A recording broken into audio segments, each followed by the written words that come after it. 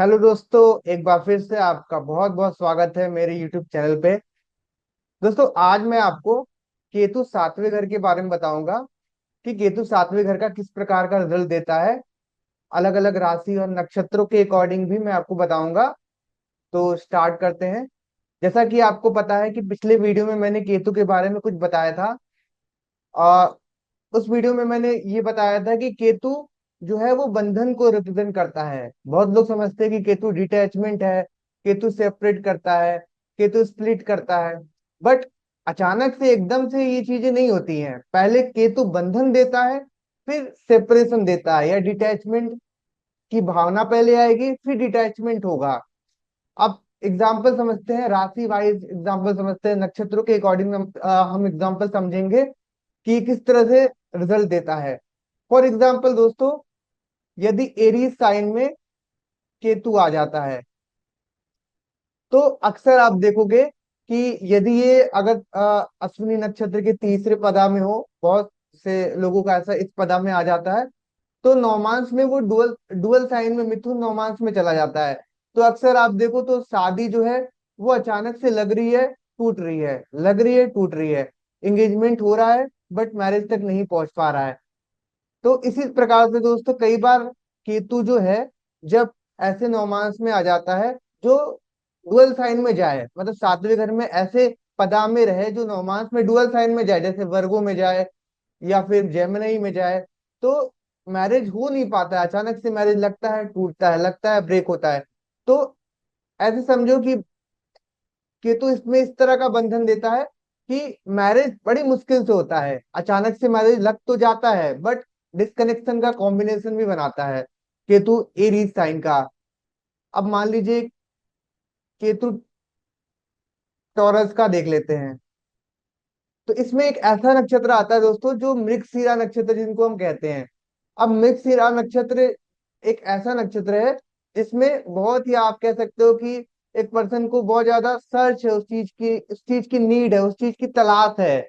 तो सपोज करिए कि कोई पॉजिटिव प्लेनेट जुपिटर वीनस अगर मृगशिरा में आ जाता है तो उसको बेटर से बेटर पार्टनर मिलता है।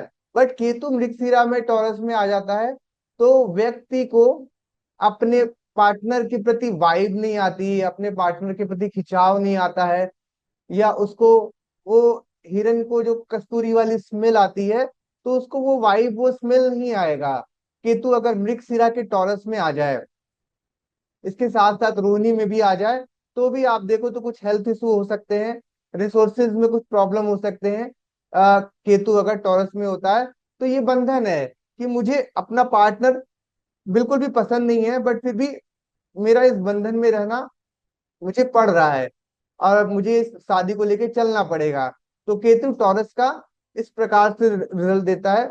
बट दोस्तों कई बार नौमांस कुंडली जो होता है वो रिजल्ट को बदल देता है, रिजल्ट को चेंज कर देता है। तो नौमांस कुंडली का लगन और सप्तम घर जो होता है वो बहुत इंपॉर्टेंट होता है, तो वो देखना बहुत जरूरी है दोस्तों। अब अगली राशि की बात करें तो मिथुन राशि में यदि केतु आ जाए तो अक्सर मैंने देखा है कि सपोज करिए कि केतु ये आर्द्रा नक्षत्र में आ जाता है। तो आर्द्रा नक्षत्र में आप देखो तो आर्द्रा नक्षत्र नक्षत्र है, आंसुओं का नक्षत्र है। तो आप पाओगे कि अपने मैरिज को लेके एक दुख है, एक गिल्ट है, एक एक आप कह सकते हो कि एक पीड़ा है, क्योंकि आर्द्रा जो है वो दुख को रिप्रेजेंट करता है। केतु अगर आ जाता है तो उस मैरिज में बंधन है और दुख भी है। अक्सर केतु आर्द्रा का मैरिज में सेपरेशन की स्थिति क्रिएट करता है, मैरिज को तोड़ने की स्थिति या दमखम रखता है, क्योंकि ये डुअल साइन में केतु आ गया। डुअल साइन दो को रिप्रेजेंट करता है। इट मीन दो से कनेक्शन बन सकता है ऐसे व्यक्तियों का। आप ऐसे कह सकते हो कि मुझे जिससे मैरिज करना था उससे मैरिज नहीं हो पाया बट मेरा ऐसे व्यक्ति से मैरिज हो गया जिससे मुझे नहीं करना था।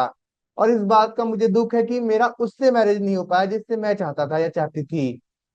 और केतु पुनर्वसु का भी अक्सर आप देखो तो रिपीटियस इवेंट देता है, दो मैरिज का, या एंगेजमेंट ब्रेक करके फिर से मैरिज कराता है। या फिर आप देखो तो जिससे हमारा डिस्कनेक्शन होता है उसी से फिर से वो रिटर्न आता है वापस और फिर उससे मैरिज होने का चांसेस बनता है। तो कई बार आप देखो तो ब्रेकअप और फिर पैचअप का चांसेस ऐसे चार्ट में बनता है जिनका केतु पुनर्वसु में आ जाए। अब दोस्तों देखते हैं। मैं एक चार्ट देखा था दोस्तों, केतु किस प्रकार से उसमें बंधन दिया था। उसमें कर्क राशि सातवें घर में था, और सातवें घर के ना पुनर्वसु में, कैंसर साइन के पुनर्वसु में केतु बैठा था। तो उस चार्ट में जैसे पुनर्वसु आपको पता है चर राशि में आता है, कैंसर साइन में आता है, और उसमें ट्रेवल होता है क्योंकि राम जी का ये नक्षत्र है। तो राम जी जो है वो वनवास काटने गए थे 14 वर्ष के लिए। तो केतु जब पुनर्वसु में आ जाता है, तो उस व्यक्ति की पार्टनर गवर्नमेंट जॉब में थी और वो किसी दूसरे शहर में जॉब कर रही हैं। तो इस वजह से उस पर्सन को ट्रैवल करना पड़ता है, बंधन है कि मुझे अपने वाइफ के पास जाना पड़ता है, वो नहीं आ पाती बट इनको जाना पड़ता है। तो केतु पुनर्वसु का इस प्रकार से बंधन देता है। जरूरी नहीं कि मैरिज खराब हो, जरूरी नहीं कि आपका केतु सातवें घर में आ जाए तो मैरिज में सेपरेशन की स्थिति क्रिएट करे। बट आप ऐसे देखो कि इसको बंधन की तरह आप जब लेके चलोगे तो ज्यादा आपको समझ में आएगा। जरूरी नहीं कि इसमें आपका पूरी तरह से डिटैचमेंट की भी भावना हो। अब देखिए केतु कैंसर पुनर्वसु का है, ट्रैवल का बंधन है, इमोशंस है कि वो वहां है मैं यहाँ हूँ, और अंदर ही अंदर एक इमोशंस की भावना है। तो इस प्रकार से केतु को देखना चाहिए, इमोशंस का बंधन। अब लियो साइन में देख लेते हैं। लियो साइन में केतु आ, मान लीजिए आ जाता है, तो इसमें आप ऐसे समझो कि केतु पूर्वा फाल्गुनी में अगर सपोज करिए आ जाता है। पूर्वा फाल्गुनी जो होता है वो वीनस का नक्षत्र होता है, एक क्रिएशन का, एंटरटेनमेंट का, इस चीज का नक्षत्र है। तो यदि किसी व्यक्ति के सातवें घर में केतु पूर्वा फाल्गुनी का आ जाता है, तो उस चीज में वो उसमें इंटरटेनिंग नहीं रहता है, वो उसमें अपने रिलेशनशिप में जरा सा भी वो इंटरटेन नहीं होता है, वो अपने रिलेशनशिप में आप कह सकते हो कि बहुत ज्यादा प्लेजर नहीं फील करता है, बहुत ज्यादा खुश नहीं रहता है, क्योंकि पूर्वा फाल्गुनी ऐसा नक्षत्र है जो बहुत खुशी देता है। तो इस प्रकार से आप देखो, तो पूर्व फाल्गुनी के लियो में आ जाता है, तो ऐसा रिजल्ट जो है वो देता है। अब मान लो कि वर्गो साइन में आ जाए, तो इसको इस प्रकार से देखना चाहिए दोस्तों कि जब भी डुअल साइन सातवें घर में आ जाए, तो अक्सर आप देखोगे, मतलब डुअल साइन मतलब 3 6 9 12, 3 6 9 12 साइन जब भी आ जाए, तो आप इसमें ये पाओगे कि केतु जो है वो बंधन रखा है दो लोगों से। इट मीन्स कि ऐसा नहीं, जरूरी नहीं कि वो हमेशा दो लोग कनेक्टेड रहे, बट कभी कनेक्टेड थे। अब दो लोग कैसे, कि मैं किसी को पसंद करती थी और मेरा मैरिज हो गया, बट स्टिल उससे मेरी अक्सर बात हो जाती है, एक बंधन है, दो लोगों से कनेक्टिविटी है, वो मेरा फ्रेंड बन गया है या कुछ ना कुछ हम बातें शेयर करते हैं।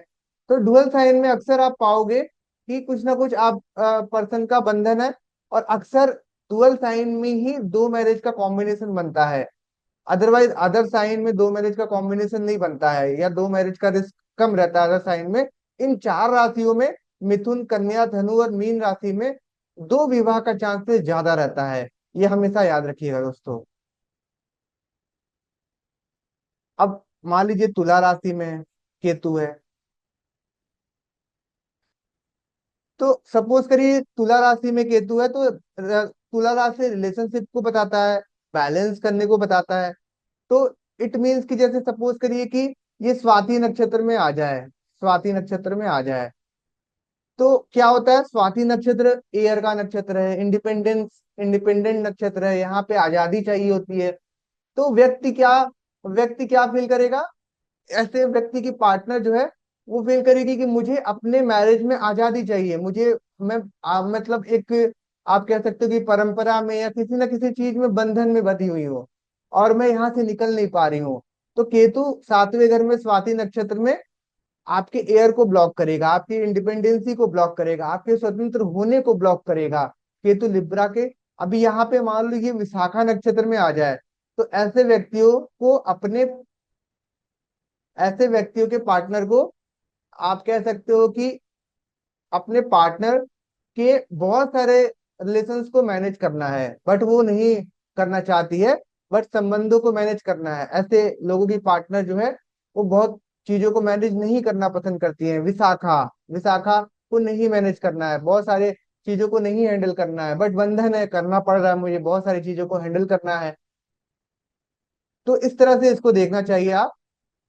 अब स्कॉर्पियो साइन का देख लेते हैं दोस्तों। यदि किसी व्यक्ति के सातवें घर में स्कॉर्पियो साइन आ जाता है, और मान लीजिए कि यहाँ पे स्कॉर्पियो के अनुराधा नक्षत्र में केतु बैठ गया है, तो ऐसा व्यक्ति अपने पार्टनर के अंदर फ्रेंड ढूंढेगा, फ्रेंड की तलाश करेगा। तो इसमें आप ऐसे कह सकते हो कि अपने रिलेशनशिप में अपने पार्टनर को वो एक दोस्त की हैसियत से, वो भी एक बंधन है कि मैं अपने पार्टनर का एक बेस्ट फ्रेंड हूँ, या कुछ ना कुछ ऐसा फ्रेंडशिप का कनेक्शन रहेगा। बहुत ज्यादा एज ए मैरिज के रिलेशनशिप के पॉइंट ऑफ व्यू से ये बहुत ज्यादा स्ट्रांग बॉन्ड नहीं रहेगा, बट एज ए फ्रेंड बहुत अच्छा रहेगा इसमें, अपने पार्टनर को फ्रेंड मानना, और इस तरह से इसको देखना चाहिए। इसके साथ साथ धनु राशि का मैंने बताया कि डुअल साइन में अक्सर जो है वो चांसेस रहता है दो की कनेक्टिविटी का, या दो मैरिज का चांसेस अक्सर रहता है। धनु राशि में ये सिचुएशन आ जाएगा। और कैप्रिकॉर्न का देख लेते हैं। तो कैप्रिकॉर्न में आप देखो तो ये शनि का राशि है। शनि की राशि में अक्सर आप देखो तो थोड़ा ट्रेडिशन का कॉम्बिनेशन आता है। मैं एक चार्ट देखा था, उसमें शनि केतु धनिष्ठा में सातवें घर में बैठा था। सातवें घर के धनिष्ठा नक्षत्र में केतु बैठा था। तो उस चार्ट में बचपन में ही उस लड़के का मैरिज जो है वो फिक्स हो गया था एक लड़की के साथ, और फिर उसका जब एज हुआ मैरिज के लिए तो फिर उसका मैरिज उससे हो गया। तो अक्सर केतु मकर राशि का सातवें घर में मैरिज के क्रम में नहीं बनना चाहता है, मैरिज नहीं करना चाहता, बट उसको ट्रेडिशनली, क्योंकि शनि का राशि है तो ट्रेडिशनली उसको बंधन में बांधा गया है फैमिली के द्वारा, आप कह सकते हो अपने परंपराओं के द्वारा उसको केतु धनिष्ठा का मिला है। तो इसको इस तरह से समझना चाहिए। और कुंभ राशि को समझते हैं दोस्तों, तो मेरे खुद के रिलेशन में एक नेटिव है, तो उसका कुंभ राशि में केतु बैठा हुआ है। तो कुंभ राशि के केतु, यहाँ पे भी शनि का प्रभाव आ रहा है, ट्रेडिशन आ रहा है। तो इसमें उस व्यक्ति का, उस लड़के का जो केतु है वो अगेन धनिष्ठा की कुंभ राशि में ही बैठा हुआ है। तो उसको अपने ही फैमिली में, अपने ही क्लोज रिलेशनशिप में मैरिज करना पड़ा, क्योंकि मैरिज डिले हो रहा था। तो केतु उसको कुंभ राशि का धनिष्ठा नक्षत्र का मिला। इसमें भी आप देखो तो ये भी एक बंधन है, केतु कुंभ राशि का धनिष्ठा नक्षत्र का, क्योंकि शनि जो है, शनि की मूल त्रिकोण राशि है, और ट्रेडिशन है, फैमिली में जोड़ा गया, फैमिली से कनेक्टिविटी हुई, फैमिली में मैरिज हुआ, ये सारी चीजें हुई, और बहुत क्लोज रिलेशन में हुआ मैरिज। तो इसको इस तरह से देखना चाहिए। Again pieces sign dual sign, जिसमें मैंने बताया डुअल साइन में दो रिलेशनशिप या दो का कनेक्टिविटी रहने का चांसेस रहता है, दो से बंधन है। तो इसमें सेपरेशन की स्थिति, या रिलेशनशिप में भी चीटिंग का, सॉरी रिलेशनशिप में भी ब्रेक का कॉम्बिनेशन या चांसेस बनता है। तो इसमें डुअल साइन को हमें इस तरह से ही लेना है। बाकी मैंने आपको नक्षत्रों के अकॉर्डिंग आपको एक्सप्लेन किया है। तो आशा करता हूँ आपको मेरा ये वीडियो जरूर पसंद आया होगा। मिलते हैं नेक्स्ट वीडियो में। धन्यवाद।